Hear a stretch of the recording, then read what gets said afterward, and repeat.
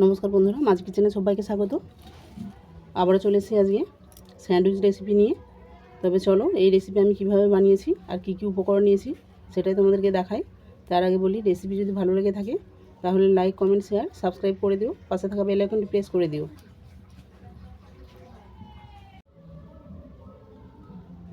Lemon prawn butter sandwich বানানোর জন্য আমি এখানে নিয়েছি 2 টুকরো ব্রেড, 2 টুকরো কাঁচা লঙ্কা, আর প্রন নিয়েছি মানে চিংড়ি মাছ নিয়েছি 100 গ্রাম কিমা করা, আর ওইখানে নিয়েছি অর্ধেক লেবু।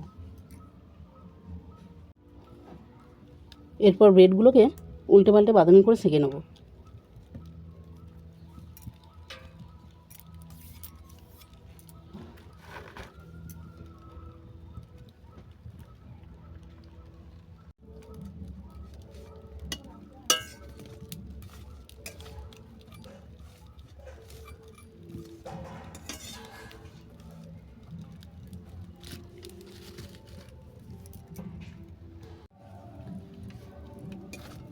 ব্রেডগুলো 2 পিঠ বাদামি করে শেখা হয়ে গেছে, এগুলোকে আমি নামিয়ে নিচ্ছি।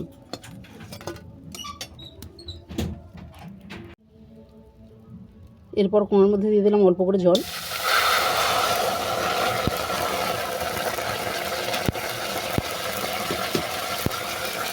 দিলাম 2 টুকরো কাঁচা লঙ্কা, অল্প করে লবণ।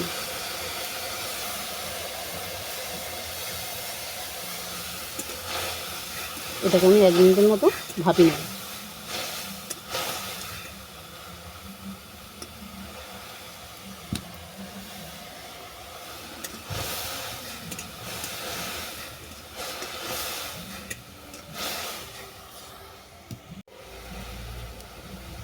তবে একটা জিনিস খেয়াল রাখবে, লবণ জলটা যেন এই লঙ্কার মধ্যে শুষে নেয়।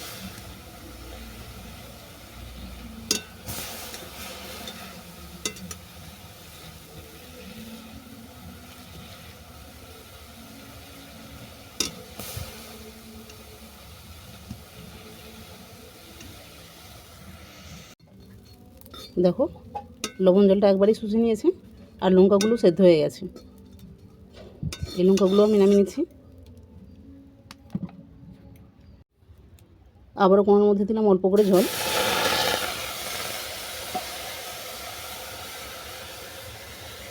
দিলাম লেবুর রস।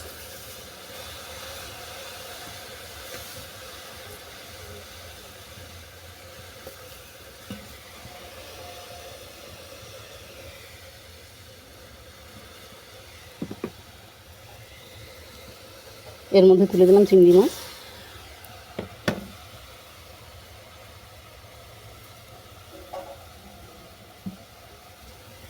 দিলাম স্বাদ মতো লবণ, কুচানো ধনেপাতা,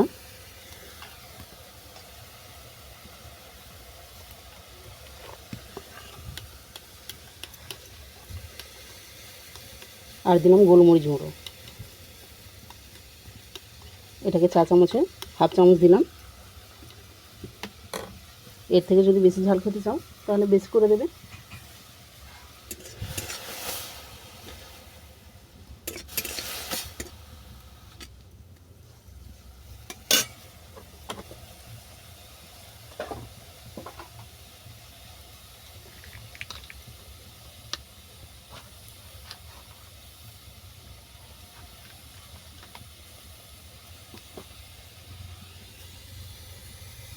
এরপর দিয়ে দিলাম বাটার।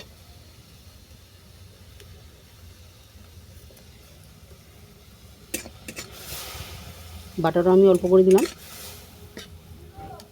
চা চামচের 1 চামচ দিয়েছি বাটারটা। এর থেকে যদি বেশি পছন্দ করো তাহলে বেশি করে নেবে।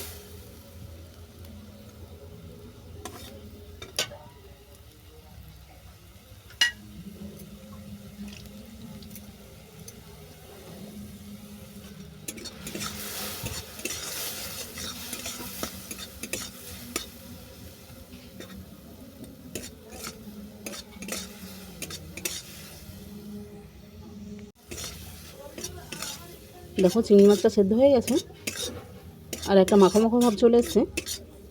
এই অবস্থাতে আমি চিংড়ি মাছটা নামিয়ে নেব।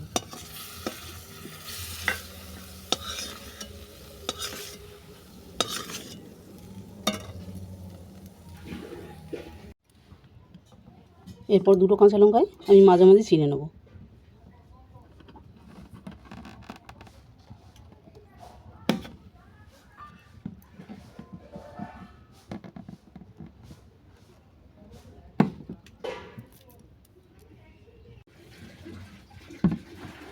এরপর নিয়ে নিলাম একটা প্লেটের মধ্যে দিলাম এক টুকরো ব্রেড,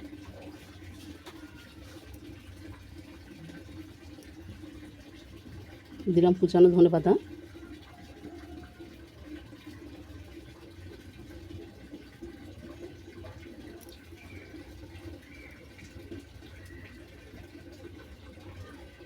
এর উপরে দিয়ে দিলাম ভাপানো কাঁচা লঙ্কা,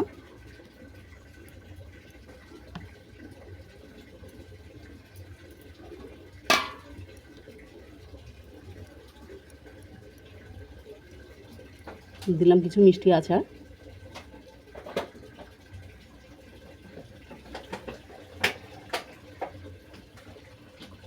এটা আমি কাঁচা টমেটোর আচার নিয়েছি, তবে কাঁচা টমেটোর আচারটা আমার দেখানো নেই, ভিডিও রেডি করা আছে, কখনো না কখনো যাবে তখন দেখে নেবে।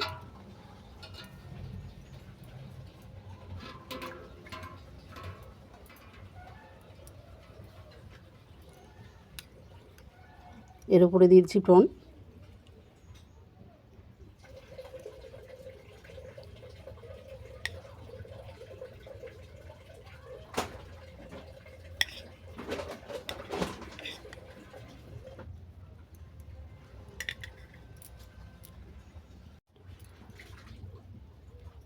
আবারও দিলাম কুচানো ধনেপাতা,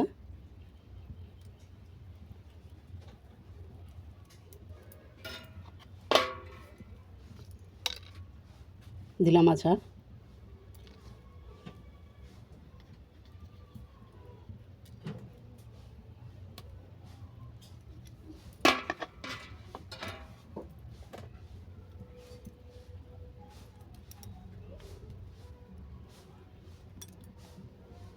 দিলাম সেরা কাঁচা লঙ্কা, মানে সেদ্ধ করা আর কি,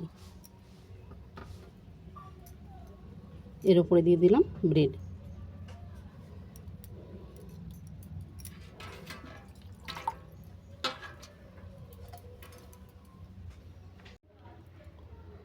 আবারও বলছি তোমরা যে যেমন ঝাল পছন্দ করো সেই বুঝেই মরিচ আর কাঁচা লঙ্কা নেবে। আর আমি এখানে কাঁচা ধনেপাতা নিয়েছিলাম, তোমরা না চাইলে নাও নিতে পারো, কারণ কাঁচা ধনেপাতার স্মেলটা আমার খুব ভালো লাগে, যার কারণে আমি নিয়েছি। আর একটা জিনিস খেয়াল রাখবে, এই স্যান্ডউইচ বানাতে গেলে টক ঝাল মিষ্টি যেন সম পরিমাণে হয়। তাহলে আজকের রেসিপি তোমাদের কেমন লাগলো আমাকে কমেন্ট করে জানিও।